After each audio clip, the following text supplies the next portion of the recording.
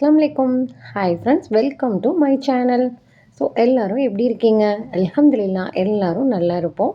So இன்றைக்கான என்ன சமையல்னு பார்த்தீங்கன்னா, ஸோ என்ன குக்கிங் பண்ணேன் மதியம் லஞ்சுக்குன்னு பார்த்தீங்கன்னா, வெண்டைக்காவை போட்டு ஒரு மீன் குழம்பு தாங்க. ஸோ அந்த ரெசிபி ஒரு சைடு அதுக்கான வேலைகள் பார்த்துட்ருந்தேன். அதுக்கான புளி கரைசல் எப்பவும் போல் நான் கழனியில் ஊற வச்சுட்டேன். ஒரு சைடு ஃபஸ்ட்டு வெண்டைக்காய் வதக்கிட்டேன். அப்புறம் ஒரு சைடு ரைஸ் போட்டுட்டு அந்த சாதத்துக்கான அரிசி போட்டு வெந்துட்டுருக்கு.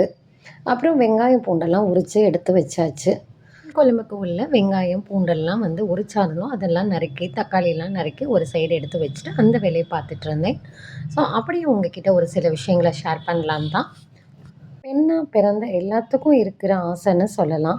பெண்கள் வாழ்க்கையில் எப்படியெல்லாம் நம்ம முன்னேறலாம் அப்படிங்கிறது தான்.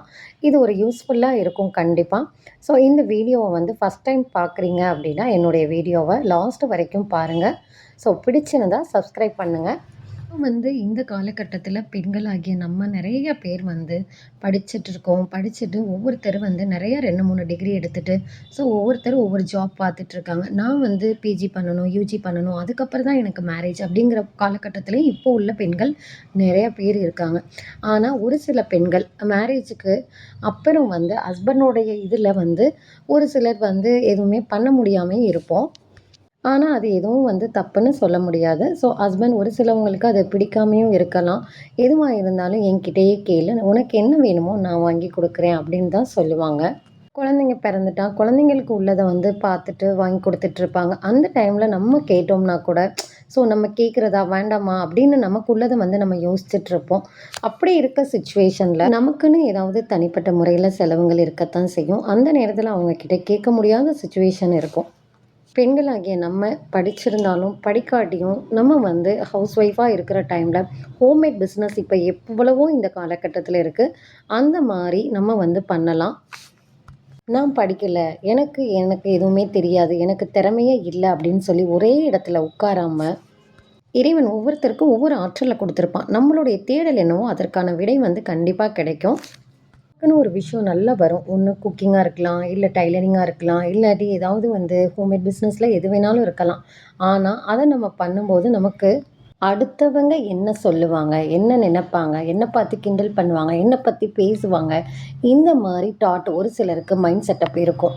அடுத்தவங்கன்னு நினச்சிக்கிட்டு நம்ம வாழும்போது ஒன்றுமே பண்ண முடியாது. நமக்கானது நம்ம வாழ்க்கையை நாம் மட்டும்தான் வாழ முடியும். நம்மளுடைய முன்னேற்றமான விஷயங்களை நம்ம பண்ணும்போது நம்ம பண்ணுறோம், நம்மளுடைய வாழ்க்கைக்கு பண்ணுறோம் அப்படிங்கிற அந்த தாட் இருந்தால் போதும். நம்ம மனசுக்கு எது சரின்னு பண்ண தோணுதோ அதை நம்ம பண்ணணும். ஏன் நம்ம மனசுக்கு என்ன நமக்கு தெரியும், நமக்கு ஒரு விஷயங்கள் நமக்கான ஆற்றல்கள் கண்டிப்பாக நமக்கு தெரியும். அந்த விஷயம் நமக்கு பண்ணால் அதில் சக்ஸஸ்ஃபுல் கிடைக்கும் அப்படிங்கிறத நினைக்கணும். அதே மாதிரி நம்ம பண்ணுற விஷயத்துக்கு அடுத்தவங்க கிட்ட கருத்து கேட்கலாமே தவிர அவங்க சொல்லிட்டாங்க அதனால அது சரியாக வராது, அது பண்ணக்கூடாது அப்படிங்கிற அந்த முடிவு மட்டும் எடுக்கக்கூடாது. முடிவு நம்ம கையில் தான் இருக்குது. அனுமதி கேட்கலாம். இப்போ நம்ம ஃபேமிலியில் ஃபஸ்ட்டு வேண்டான்னு தான் சொல்லுவாங்க. ஸோ அவங்கக்கிட்ட கேட்டு புரிய வச்சு அதுக்கான நம்ம முயற்சிகள் எடுக்கலாம். பட் அடுத்த வெளி ஆளுங்கள்கிட்ட நம்ம கேட்டு அதுக்கான சஜஷன் நம்ம கேட்கக்கூடாது. முடிவு நம்ம கையில் தான் இருக்குது. அதே மாதிரி நமக்கு பிடிச்ச ஒரு வேலையை செய்யும்போது அவ்வளோ ஒரு நல்ல ஒரு மோட்டிவேஷனாக இன்ட்ரெஸ்ட்டாக இருக்கும். இப்போ எக்ஸாம்பிளுக்கு இப்போ நம்ம சமையலே ஒன்று செய்கிறோம் அப்படின்னாலும் நமக்கு பிடிச்ச சமையலாக இருந்தால் எப்படி பண்ணுவோம்? அதே மாதிரி தான் எந்த ஒரு கைத்தொழிலாக இருந்தாலும் அப்படி தான். நம்ம திறமையை வெளியே கொண்டுட்டு வரணும் அப்படின்னு பண்ணும்போது அது ரொம்ப இன்ட்ரெஸ்டடாக நம்மளால் செய்ய முடியும் கண்டிப்பாக. நம்மளுடைய சந்தோஷம் நம்ம கையில் தான் இருக்குது. பிரச்சனை இல்லாத மனிதரே கிடையாது. பிரச்சனையில் இருந்து நம்ம எப்படி மீண்டு வெளியில் வர்றது அப்படிங்கிறதுல தான் இருக்குது. இறைவன் நமக்கு கொடுத்த நம்மளுடைய உடம்புலையே எவ்வளையோ விஷயங்கள் ஆற்றல்கள் இருக்குது. ஸோ நம்மளுடைய ஃபஸ்ட்டு மைண்ட் செட் எப்போவுமே பாசிட்டிவாக வச்சுக்கணும் இன்ஷா அல்லாஹ். இறைவன் இந்த பிரபஞ்சத்தையே நம்ம கையில் கொடுத்துருக்கான். ஸோ எவ்வளோ தான் அவன் நமக்கு கொடுத்தாலும் ஒரு சிலர் என்ன பண்ணுவாங்க, புலம்புவாங்க, எனக்கு இது இல்லை, அது இல்லை, இது சரியில்லை, அது சரியில்லை அப்படின்னு. இல்லாத விஷயத்த நினச்சி ஏங்காமல் இருக்கக்கூடிய விஷயத்துக்கு நன்றி சொல்லணும். நான் ஏற்கனவே சொன்னதான், எல்லாத்துடைய லைஃப்பும் ஒரே மாதிரி இருக்கு. ஸோ நமக்கு கீழே எவ்வளவோ மனிதர்கள் இருக்காங்க, அவங்கள நினச்சி பார்க்கணும். இறைவனுக்கு எப்போவும் நன்றி செலுத்தக்கூடியவராக இருக்கணும். அடுத்தது பார்த்தா டெய்லி நம்ம வீட்டு வேலை பார்க்குறோம். ரொட்டீனாக நம்ம பண்ணுற வேலையே டெய்லியும் துணி துவைக்கிறது, பாத்திரம் விளக்குறது, வீடு கூட்டுறது, சமைக்கிறதுன்னு இந்த மாதிரி டெய்லியும் ரொட்டேட்டாக வேலை பார்த்துட்டு தான் இருக்கோம்.